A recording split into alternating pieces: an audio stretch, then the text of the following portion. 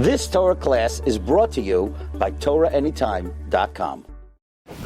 Okay, before we begin our Penine Magid Arkea, I just want to share with you one Dvar Torah, one thought. I think it's a very powerful insight in Perek Yud Beis Pasuk Chaf Aleph of Parshas Re'eh. Perek Yud Beis Pasuk Chaf Aleph. The Torah tells us,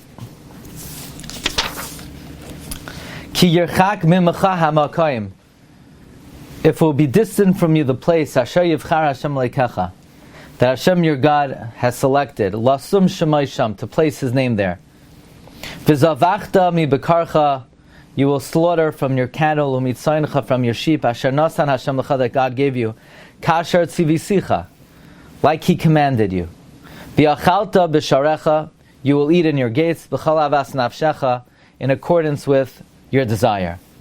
So the pasuk is saying, if you'll be too far from the Beis Hamikdash, from the place that God has selected, and you're going to want to slaughter cows, sheep,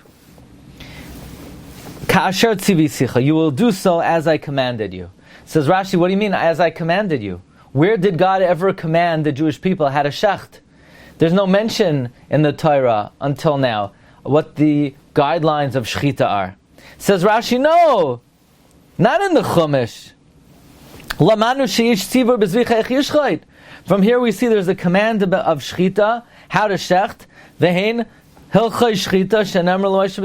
are the laws of shechita that were said to Moshe on Har Sinai. In other words, when the pasuk says you'll eat it and you'll slaughter it like I commanded you, where did God command the Jewish people about shechita? The answer is in the Torah Sheba'al Peh. Friends, this is the most explicit reference to the oral law in the entire Torah. We believe, of course, there are two Torahs, Torah Shebachsav and Torah Sheba'al Peh. The written law and the oral law. But here we're seeing that the written law itself makes reference to the oral law. Ka'asher tzivisicha. This is irrefutable evidence that there was an oral law. This silences the mouth of those who have the audacity, who attempt the falsehood that only the written law is from God. No, the written law itself references the oral law. So my question here is, why of all places in the Torah does the Torah choose to reference the oral law? Why here? Why is the most explicit reference to the Torah Sheba'al Peh Davka in this pasuk? And I think perhaps we could suggest, because the pasuk says, Ki yirchak mimecha hamakayim, you're very far away from the place Asher yivchar Hashem leikecha, that Hashem selected, Lasum Shemai Sham, to put His name there. And you will shecht from your cattle, from your sheep. In other words, the pasuk is talking about the galus. The pasuk is talking about the diaspora. The pasuk is talking about the exile, where we're going to be very far away from Eretz Yisrael.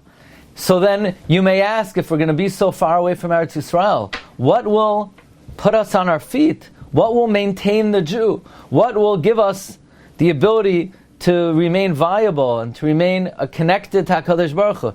The answer is Ka'asher tzivisicha. The answer is the Torah Sheba'al Peh.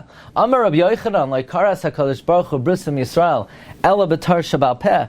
It's the Torah Sheba'al Peh that will uphold and keep the Jewish people connected when we are Yirchak mimecha hamakayim, when we're very far away from Eretz Yisrael. So I think it's of note where the most clear reference to the Torah Sheba'al Peh is contained in the Torah.